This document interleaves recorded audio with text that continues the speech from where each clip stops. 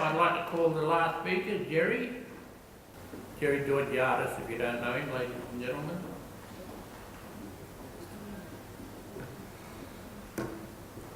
I do want to pay my respect to the Ghana land that I stand on and the Ghana peoples, and acknowledge the oppression, the abominable oppressions of the past and the ongoing oppressions of today. I want to pay my respect to Tordo Sansbury, a good human being. I want to pay my respect to Rosalie, to Jeff and to Robert. Much of what I may have said has been said in particular by Jeff and by Robert, and I can never say or speak to the things of the high cultural content of our elder Rosalie, Kunith Monks. I don't want to repeat what's been said. I'm going to truncate my commentary and dedicate more of what time was allocated to myself to the participatory panel bit, which gives an opportunity for yourselves to engage, and I'd like to go down that pathway. I'll just refer to certain comments and views, advantages, and deal more with the present today, the Australia that we know today, and the racism that I lived as a youth has been exemplified and articulated well by Robert. I lived much the same, and I came from the same part of the world and the same parts of Sydney as Robert went to. And I knew in the school that I went to, which was an Anglo-Celtic school, where I was the darkest skinned kid in the school, where I was one of the few migrant children in the school, where there were no First Nations children in the school. My introduction to the Aboriginal and Torres Strait Islander people of this nation, the First Nations people, the First Peoples, was to be called a boom, was to be called a coon, was to be called a nigger, was to be called a dago, was to be called a wog, was to be called a wop. Then that wasn't casual racism, it was ugly racism every day. It was how we were seen. We were you people, you people. That has never left me, that has never left me. My father once said to me as a young person, when you grow older, when you travel this country, as he had travelled this country long before me, you will meet the first peoples of this nation, particularly in the high cultural content regions, particularly in country that they still have some vestige over, and you will see the impacts of the ugliest forms of racism.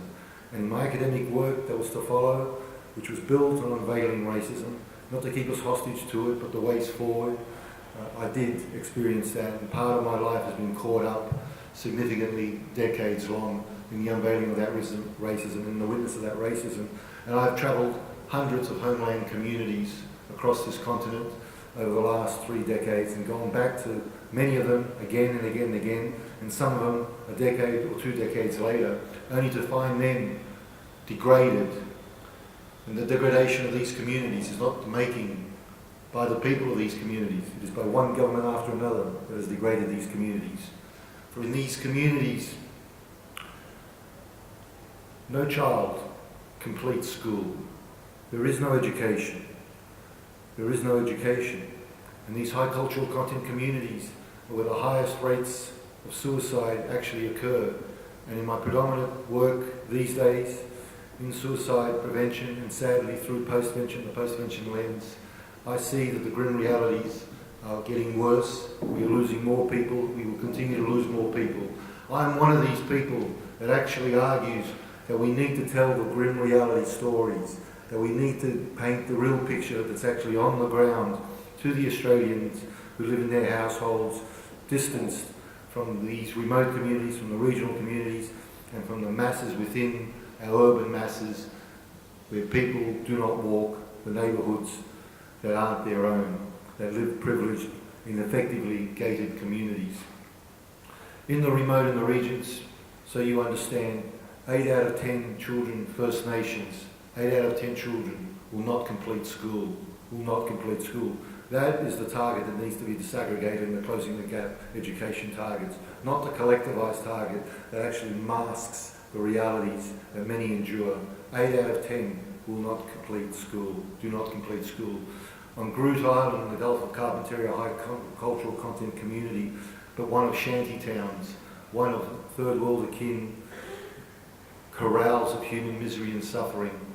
places that you would see outside Soweto, places that Jeff McMullen and I myself have seen in world-weary travels, not just in the present but in decades ago, that should be much done by on our days on this earth. They exist. They are, in this 12th biggest economy on the planet, the reality that many people live. On Groote Island, only 3 children, only 3 kids in the entire history of that island's history in its 3 communities have graduated school from its schools on that island. Only 3 children. In Hermansburg, 125 kilometres distant and close to Alice Springs, or as known, Daria. No child has completed school in the last 8 years. Here in South Australia, in the APY, an Anangu country, only a handful of children in the last 10 years have completed school. In Umbella, Pukaja, the largest community, 600-700 people, no child in the last several years has completed school. In one community, I won't name the community, but in one community in Anangu country in APY, 3 children, this is a memory that has been left with me, and I will talk in an eclectic sense about moments in time because they represent the whole thread of time. 3 children in February of last year, 6 years of age, 8 years of age, 10 years of age, together hung themselves from a tree in that community, only to be saved by other children who rushed to them, older children, to cut them down. 3 children hung themselves from the tree. What drives the despair to such a point, the hopelessness and the sense of helplessness to such a point that 3 children at the beginning of life would hang themselves from a tree to find relief from the burdens of the oppression that has been cast as an aspersion, a dark pall that remains here today on this continent. And household Australians do not know these stories. And at best, in trying to work with the media, in trying to work with journalists, in trying to work with the narratives that they want to put out there about good news stories, which are a slap in the face, which are a hurtful slap in the face, psychosocially, to a negative self and what should be a positive self, which are a slap in the face of all these good news stories which they have no access in terms of capacity to actually opportune themselves to. I'm not talking about good news stories that they should be reduced. There should be a place for an equivalency, a proportion of the grim realities of an education to Australians of what actually occurs in this country, the 12th biggest economy on the planet. Because Australia of all the nations on this earth which are of middle and high income with recent colonial oppressor histories, actually has, surprisingly, the widest divide between its predominant oppressor, if we may call it, population, and the descendants of its first peoples. The widest divide in health, welfare, education, all of it, public health, the whole social quotient, the widest divide. The constancy of that situational trauma, of that harsh reality that is the United States of America, a nation which is classist and harsh on its poor, extremely harsh on its poor, where nearly 1% of its total population is incarcerated, a quarter of the world's prisoners are in its jails, 2.6 million Americans are in jail, 2.6 million Americans are incarcerated, 8 million Americans before the criminal justice system. When we disaggregate Australia and we racialise, not that we are a different race, we're all brothers and sisters. Race and critical race theories that have actually come about are bullshit. We are all just people. We are all brothers and sisters, sisters and brothers. But we have racialised because of oppression, because of racism. Racism is a tool for exploitation. Racism is born of that human narrative to exploit, that threading through that human narrative to exploit. And racism is a tool for exploitation. And the abominations, moral, political and otherwise, that hurt the soul and the heart, that destroy the spreading of love, that make people confine themselves to scratching around for their inner circle and for their immediate circle of concern, are being damaged by these negative human narratives. But the United States is known throughout the world for its racialization, for its incarceration, for its horrific rate of incarceration of Black Americans, of Latin Americans, of Indian First Nations, Indian Americans. And black Americans are thought throughout the world to have the highest incarceration from racialised lands. Well, in fact, it's actually Australia's First Peoples. We have a higher incarceration rate than the black American incarceration rate. And we are the 12th biggest economy on the planet. And the majority of Australia and its households live reasonably well compared to how the rest of the world lives. Because 7 out of every 10 people on this planet live on less than $10 a day. 7 out of every 10 people on this planet live on less than $10 a day. And the argument that we're lifting billions of people out of poverty around the world at breakneck speed is another horrendous lie.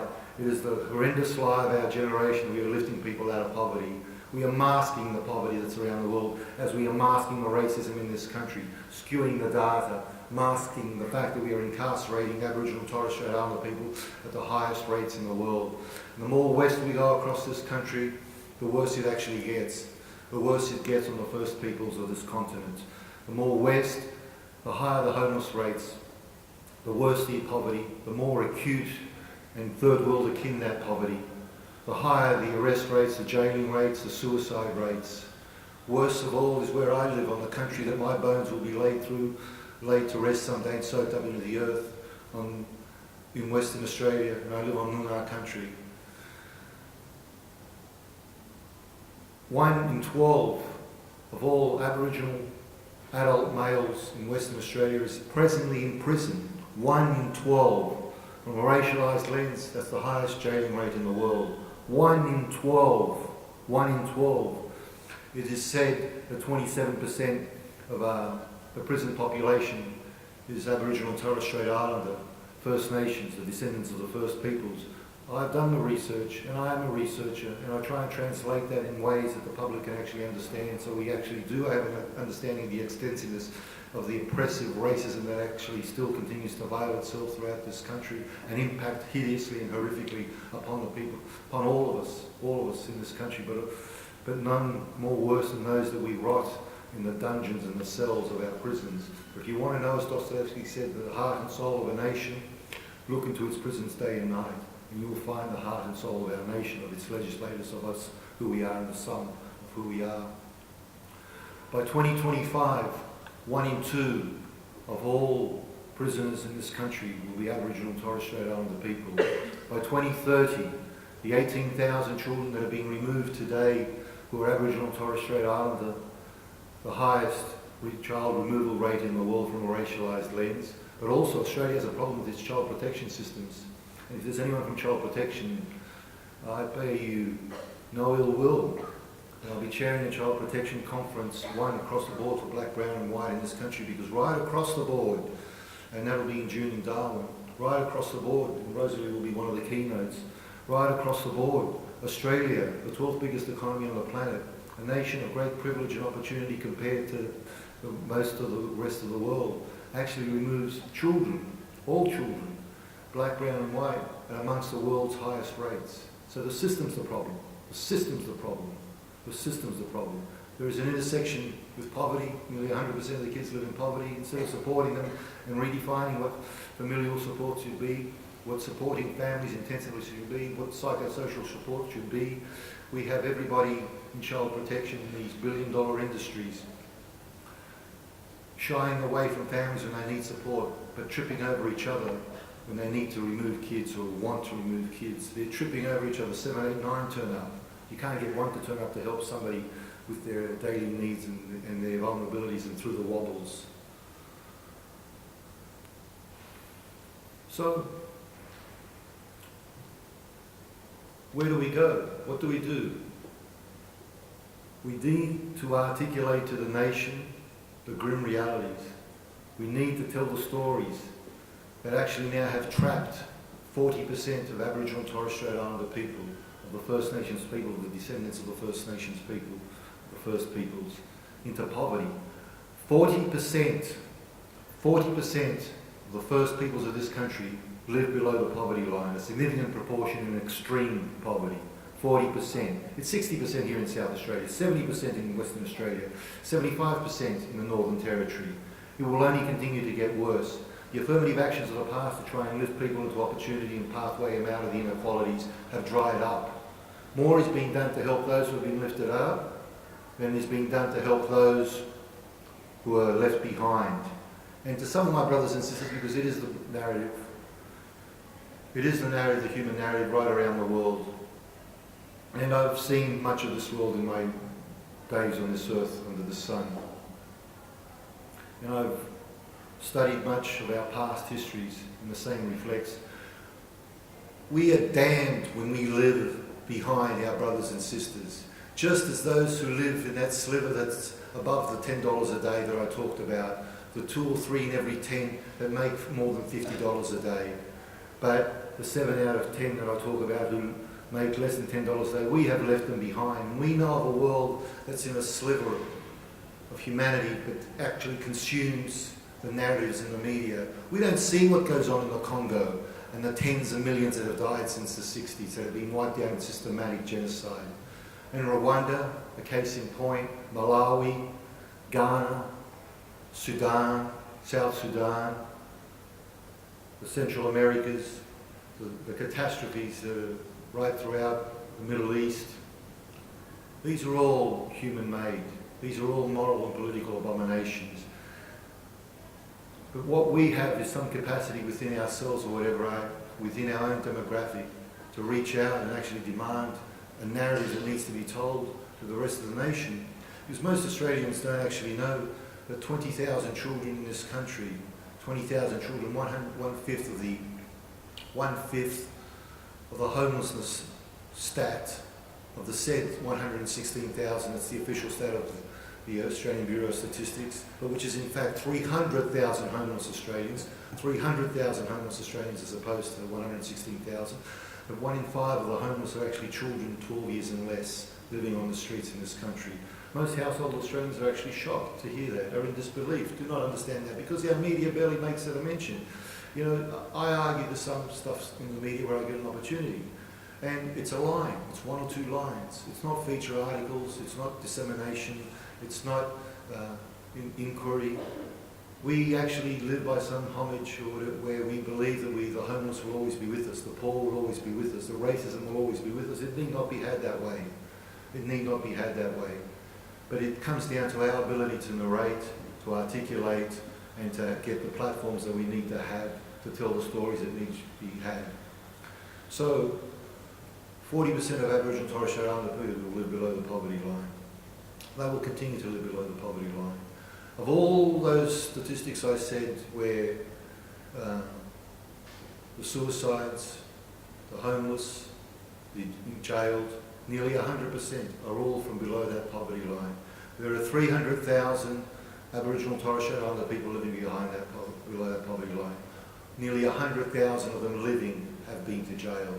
So 1 in 3 of those living in poverty have been to prison.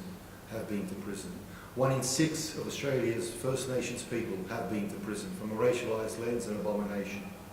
I'd love to say much more. I want to keep my promise to the fact that I'd like to open up to yourselves through Torto, obviously, and have that opportunity to participate. But I leave you with this note, another statistic, to damn the nation and to condemn it, because if we don't stand up and rise to respond to it, generations to come will damn us as we damn those that went before us for their abominations and wrongs. 1 in 17 of all Aboriginal and Torres Strait Islander deaths is a suicide. In fact, that harrowing, staggering statistic and narrative is actually 1 in 10 because of underreporting issues, 1 in 10. And that great lie that Aboriginal and Torres Strait Islander people are now living 10.6 years less, that's a calculation, an estimation, a wish fulfillment, a hope. A $30 million investment by the federal government to actually get the ABS, the Australian Bureau of Statistics, to recalibrate and calculate its methodology, to put a target, another target, like the Millennium Goals, like the Closing the Gap goals. They're not real, they're not authentic, and they aren't being met. In Western Australia, the average age of death for an Aboriginal male is 49.9. The highest in the nation is 58.8 in New South Wales. Still living 25 years less. Still living in real time 25 years less. My respect to everybody that has convened this and the horrendous lies that we have to live with, we have to fight back at. But we must always keep the hope that in the spreading of the love, that in salt of the earth approaches and the telling of the truth, that all our hope and salvation exists and redemption for all those that are wrong before. Much love and much respect.